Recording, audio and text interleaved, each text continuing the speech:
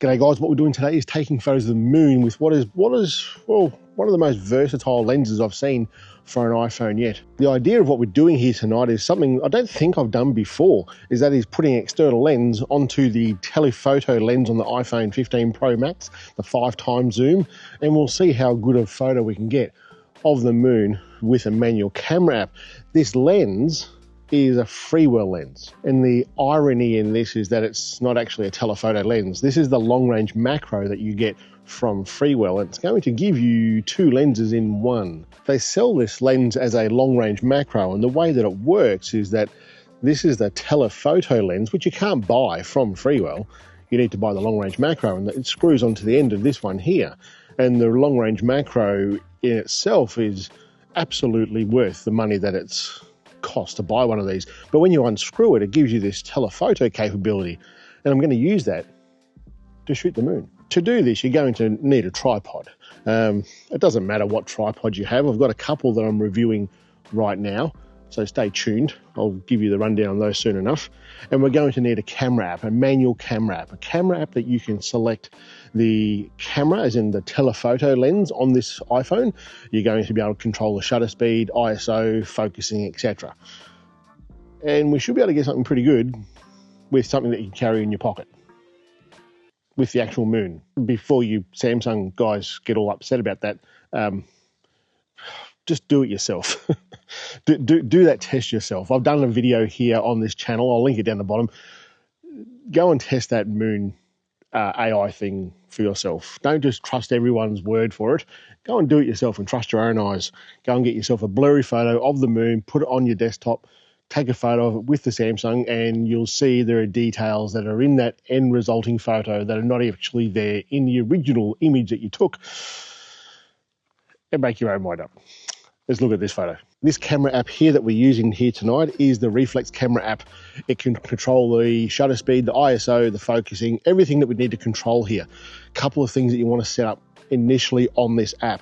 Up the top, you've got the shutter delay, the timer. We're going to set that to 3 seconds. You've got the moon in the photo here, and every time I'm touching the screen, it's jumping around like nothing else. And we don't want that to be happening, obviously, when we take the photo. Down the bottom, you've got the lens selection, wide, ultra wide, and telephoto.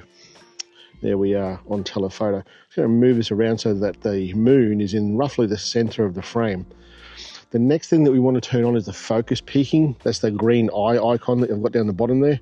If I turn that off, you'll see it's all missing from around the edges there. It's trying to focus on what looks like a little bit of cloud moving past the moon. So we should be able to still do this with what I can see there, and there's not that much up there, so it'll move while we're taking this video anyway. Let's look at getting this camera set up to take this photo. You can pinch and zoom on this, then don't go too hard at it because it'll make all these digital artifacts, and we don't want that. When you set your tripod for this sort of photo, set it so the moon's in the top half of the frame, because it will set or rise depending on what your time of day you're shooting, time of night you're shooting. So there's that there. I'll zoom out a little bit, probably to around about there. What I want to do with this is take the ISO to as lowest point as possible. There it is, lowest point possible. Shutter speed now. I'm going to go as fast as possible, but getting some detail in the moon. There's a couple of ways you can do this. This is one of them, and this is what I find is probably the best way to do it. Now, that green ring that you see around the moon there, that's what's in focus, and it's not all in focus that I want it to be, and you'll see what I mean in a second. As I move this focusing, what we're looking for is any green dots. There's some there flashing through the middle of the moon, like the detail in the moon, so it's starting to focus on some of that. I think that is probably where we want it. I'm going to hit the shutter, it's going to delay for 3 seconds, and take that photo. Let's have a look. It's not too bad, but we'll definitely get it better. What we're going to play around with is the ISO, not the ISO, the shutter speed and the focusing to get it right. And also that zoom. That looks like it does, I think, because I've got too much of that zoom there. The pinch zoom that I'm talking about there. That's probably a bit better there. We'll take the same photo that we had just then, and I'll show you what I mean. It'll look better just by zooming out a little bit. Well, that looks pretty damn good. For an iPhone with a screw-on lens, that's probably the best photo I've taken from this phone without a telescope, obviously. But you can carry this sucker in your pocket. That's a pretty bloody good result, I think.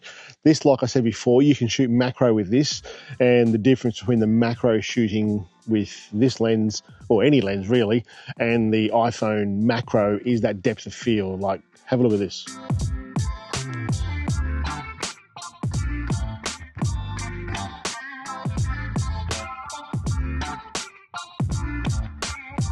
So you're getting two lenses essentially for the price of the one. They don't sell the telephoto lens on its own. It's got to come in this kit, if you like, with the macro, which is honestly, it's no big deal. It gives you some good flexibility as far as photography goes. If you're into mobile photography, we've got a ripper Facebook group over there, Shane Mosson's Bloody Legends Mobile Photography, something like that. I'll link it down the bottom.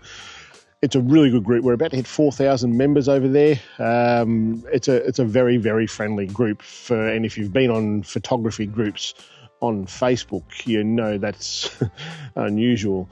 And we'd like to keep it that way. So if you do apply, answer all the questions so we know you're not a goose, and you'll be let in. Any questions that you've got about anything to do with mobile photography, it's a bloody good community, and we'll all help you out. Also, if you would like to win one of two phones that I'm giving away in the next 3 weeks, I've got 3 channels. This channel here, the photography channel, a four-wheel driving channel, and a farming channel. All 3 of those. If you've subscribed to all 3 of those, or if you're a member on this channel here, and there's a join button down the bottom there, you go into the draw to win one of 2 phones that I'm giving away very, very soon. I think overall that's a pretty good result. Moon photography with phones, it just seems to be a thing. Don't know why. I enjoy doing it. A lot of people do enjoy doing it. Don't know why. It's a big thing though. We all like to do it though. But this here is a way that is achievable for everybody without using a telescope. You're going to get some pretty damn good results, as you can see here. And what you're seeing in the image is actually what the camera is picking up. That's it for today, guys. Catch you later.